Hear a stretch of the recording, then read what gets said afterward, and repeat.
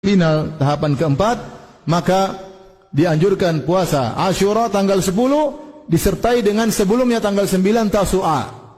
Dan ini yang terbaik. Namun jika seorang hanya puasa tanggal 10, tidak tanggal 9, hanya tanggal 10, maka dia telah mendapatkan keutamaan puasa hari Asyura, yaitu diampuni dosa-dosanya selama setahun sebelumnya. Tapi kalau dia ingin yang terbaik, maka dia gandengan dengan tanggal 9 pula sebagaimana yang dicita-citakan oleh Rasulullah sallallahu alaihi wasallam. Sejarah puasa Asyura maka melalui 4 tahapan. Tahapan pertama, Nabi berpuasa Asyura ya di Mekah, dan orang-orang musyrikin Arab jahiliyah mereka juga berpuasa di hari Asyura. Nabi sudah berpuasa semenjak Nabi di Mekah. Kemudian tahapan kedua, waktu Nabi sallallahu alaihi wasallam berpindah ke kota Madinah. Waktu Nabi berpindah ke kota Madinah, Nabi mendapati orang-orang Yahudi mereka berpuasa di hari Asyura. Kata Ibn Abbas radhiyallahu ta'ala anhuma, qadiman Nabi sallallahu alaihi wasallam al-Madinata fawajada al-yahuda tasum. Nabi mendatangi kota Madinah dan Nabi mendapati orang-orang Yahudi berpuasa. Nabi bertanya, "Ma hadzal yaum?" Ini hari apa yang kalian puasa wahai orang Yahudi? Kata orang Yahudi, "Hadza yaumun salih." Ini adalah hari baik. "Hadza yaumun najjallahu Musa wa qaumahu wa aghraqa Fir'auna wa qaumahu." Ini adalah hari di mana Allah menyelamatkan Nabi Musa dan pengikutnya dari kejaran Fir'aun dan bala tentaranya, dan Allah menenggelamkan Fir'aun dan bala tentaranya pada tanggal 10 Muharram. Fasamahu Musa syukran lillah. Maka Nabi Musa alaihissalam pun bersyukur dengan berpuasa kepada Allah sebagai bentuk syukur diselamatkan oleh Allah Subhanahu wa taala. Ya. Maka kata Nabi sallallahu alaihi wasallam, "Nahnu aula bi Musa minkum." Kami orang-orang Islam lebih utama mengikuti Musa daripada kalian. Kenapa? Karena Nabi Musa bertauhid, kami juga bertauhid. Kalian melakukan kesyirikan.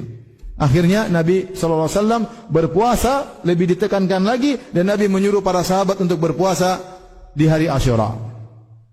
Bahkan tatkala itu puasa hari Asyura hukumnya wajib. Puasa hari Asyura hukumnya wajib sebelum datang bulan Ramadan. Sebelum disyariatkannya puasa bulan Ramadan. Jadi puasa Asyura pernah hukumnya wajib. Nabi mengirim orang-orang untuk memberitahukan agar kaum muslimin berpuasa di hari Asyura. Ini fase yang kedua. Fase yang ketiga, tatkala diwajibkan puasa Ramadan. Ya ayyuhalladzina amanu kutiba alaikumusyamu kama kutiba alladzina min qablikum. Wahai orang beriman, diwajibkan sekalian berpuasa sebagaimana diwajibkan atas orang-orang sebelum kalian. Itu puasa bulan Ramadan. Tatkala diwajibkan puasa bulan Ramadan, jadilah puasa Asyura yang tadinya wajib menjadi sunnah. Menjadi apa? Sunnah. Ini tahapan yang ketiga. Dan Nabi setiap tahun berpuasa bulan Ramadan, dan dia juga berpuasa di hari Asyura. Kemudian waktu Nabi di akhir hayatnya, di tahun 10 Hijriah atau 11 Hijriah di akhir hayatnya, maka beliau berangan-angan untuk berpuasa tanggal 9 juga, Tasu'a. Digandingkan dengan tanggal 10, Asyura. Maka Nabi SAW berkata, "La in ishtu ila qabil, la asumanna tasi'."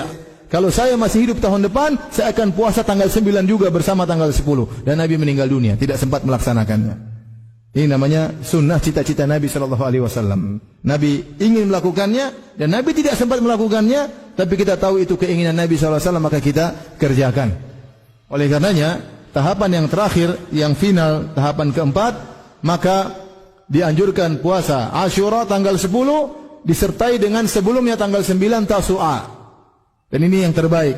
Namun jika seorang hanya puasa tanggal 10, tidak tanggal 9, hanya tanggal 10, maka dia telah mendapatkan keutamaan puasa hari Asyura, yaitu diampuni dosa-dosanya selama setahun sebelumnya. Tapi kalau dia ingin yang terbaik, maka dia gandengan dengan tanggal 9 pula sebagaimana yang dicita-citakan oleh Rasulullah sallallahu alaihi wasallam. Inilah tentang puasa Asyura. Ya. Adapun puasa tanggal 11, maka datang dalam hadis, tapi hadisnya dhaif. Hadisnya dhaif.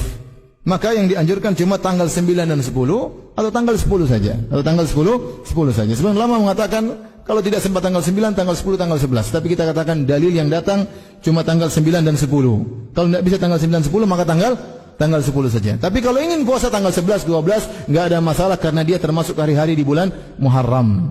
Ya. Tetapi yang disampaikan oleh Nabi secara khusus itu tanggal 9 dan tanggal 10 Muharram.